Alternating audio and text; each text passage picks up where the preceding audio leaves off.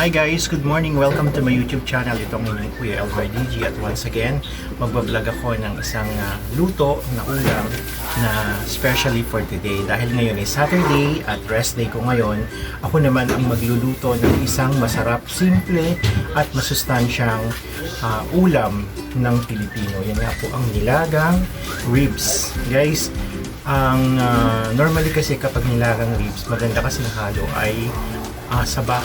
So far ngayon kasi ang mamahal ng gulay, especially alam na alam niya ng ating mga moms, ng mga namamalengke, na ang presyo ng gulay ngayon ay talagang tumaas. So sa anumang dahilan ay hindi ko alam, pero sana ay huwag naman ganun kataas. So far ang mga sangkap na gagamitin ko, ipakikita ko sa inyo dahil ang ating niluluto sa ngayon ay ang kanin. Guys, tingnan natin ang kanin. Ayan, umuusap pa. Medyo pait-pait na siya. So after po ito ay lulutuin na natin yung ating ulam for today. Guys, pakikita ko sa inyo ang mga piling sangkap ng nilagang buto-buto o ribs. Guys, ito yung ating mga sangkap na ihahaluin. So kasi nga gaya ng nabanggit ko sa inyo kanina, medyo mahal ang mga gulay ngayon. So lalagyan pa rin natin siya kahit paano ng repolyo, ng pechay, yung repolyo guys. Ayan, ito yung pechay, ito yung mais na instead ng saba ang gagamitin natin ay mais, at syempre meron din siyang hindi mawawala ang nor pork cubes. Yan, baka naman makita ng ating mga sponsored. So guys, ang ihahalo natin dito ay hindi asin. So, pero syempre konti lang ang ating ilalagay na ingredients. Ang Lawrence patis, baka naman. So, yan ang ating mga isasangkap. At ang, of course, kaya nga siya nilagang ribs ay ang ribs mismo. Ayan guys. But nabili namin ng ribs kasi actually pwede naman yung buto-buto. Kasi minsan yung buto-buto talagang buto na.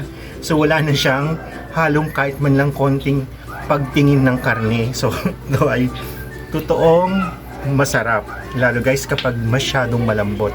Yung halos naghihiwalay na yung laman doon sa buto. Guys, yun yung masarap na luto ng nilaga. So marami siyang sabaw guys. Kaya ang gagamitin nating utensils ay walang iba kundi jaran! Ito, malaki. Marami siyang sabaw na mailalagay. Guys, in a few minutes, bear with us. Sisimulan na natin ang pagluluto ng special nilagang baka na ribs. So, yan lang kayo guys. Pabalik kami. Welcome back guys. At ito nga ay umpisahan na natin ang pagluluto ng ating nilagang ribs. So far, sikreto kasi ang ginagawa namin, actually pwede naman talagang tubig lang. Nag-arasaw kami o naghugas kami ng bigas. So yung pangalawang hugas ng bigas, ito na yun guys. Yan. So ilalagay na natin siya doon sa kaldero na lulutuan natin. So ito na guys. Yan.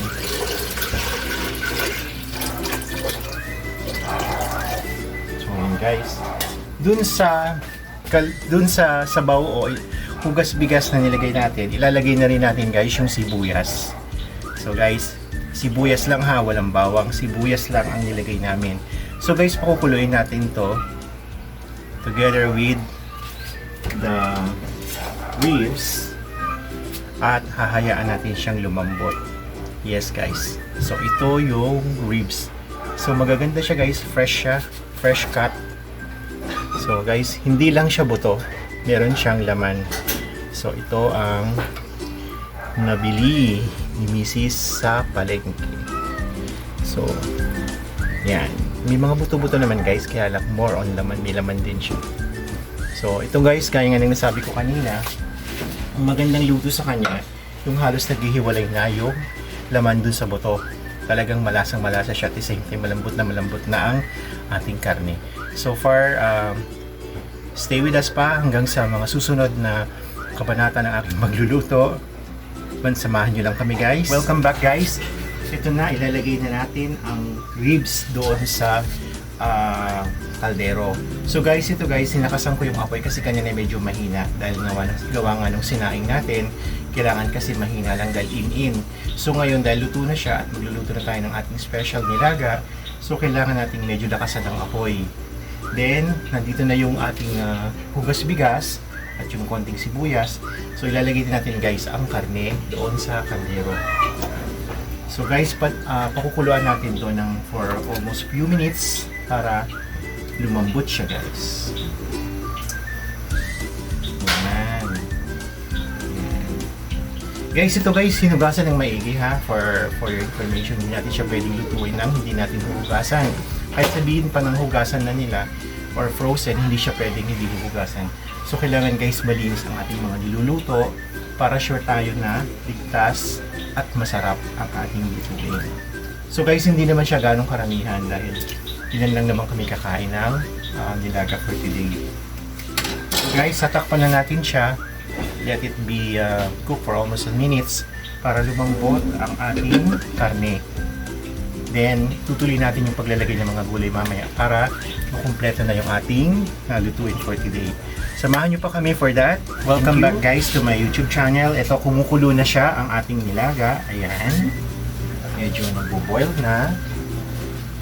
So, lalagay muna natin ang mais. Since ang mais kasi guys ay matigas, so kailangan natin siyang ilagay agad. So, hulog na natin guys ang mais doon sa ating nilagang baka.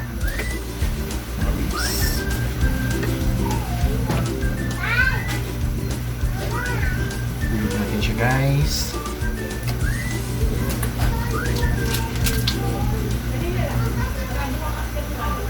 Yan.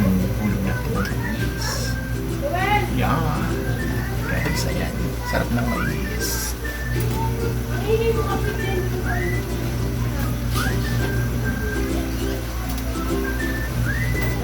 Sabi rin pala guys. Okay.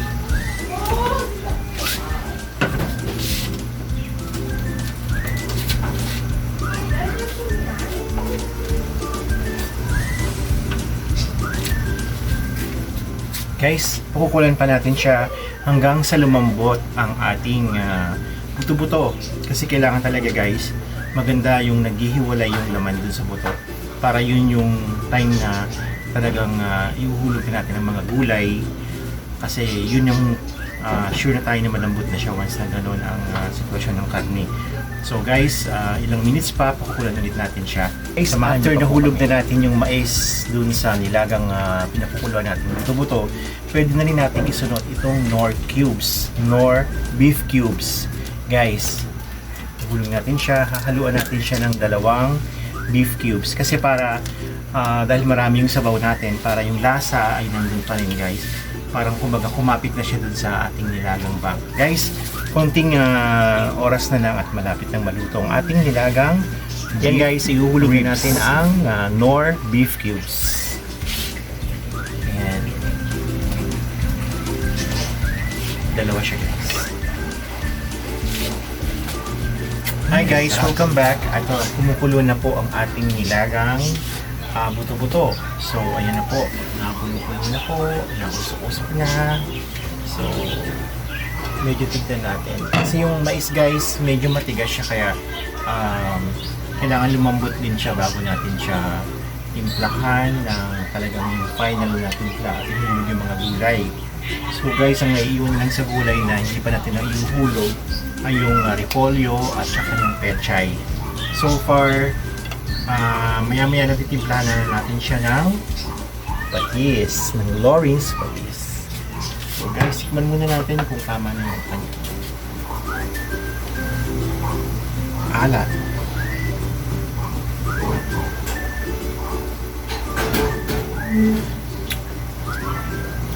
Ayan.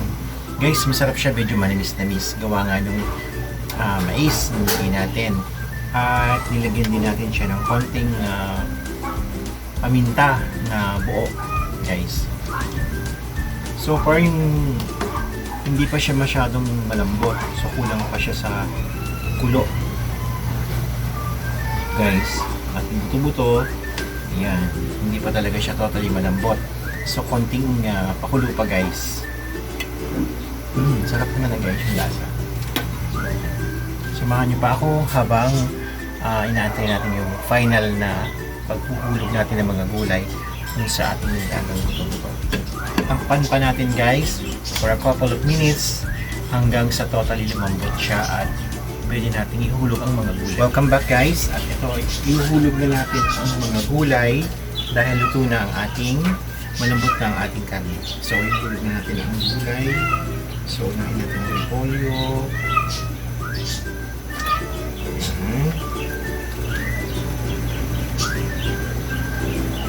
Repolyo, oh yan. Ang mga pechay guys.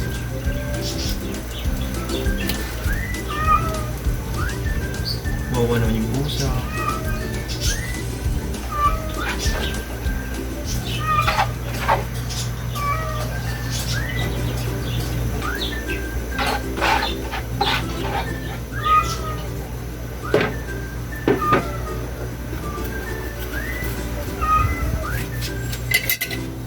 Yan guys, naihulog na natin ang mga gulay.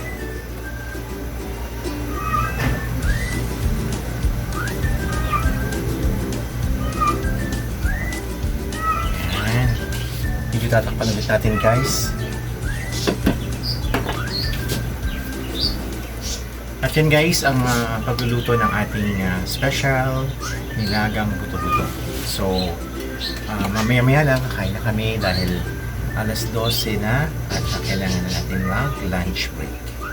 So guys, hanggang sa mga susunod, kung bago ka pa lang sa aking YouTube channel, don't forget to click subscribe, click the notification bell at click nyo po yung all para lahat ng aking mga i-upload pang video regarding health, beauty, cooking, adventure at marami pang iba ay ma-update po kayo, at paki-like and share na rin po ang aking video sa lahat para makita po nila ang mga ina-upload kong video. Once again, ito bang inyong kay Elmer Gigi ang nagsasabing cooking is fun and enjoyable, at be blessed at be always pray para magpasalamat. And God bless po. Till next time.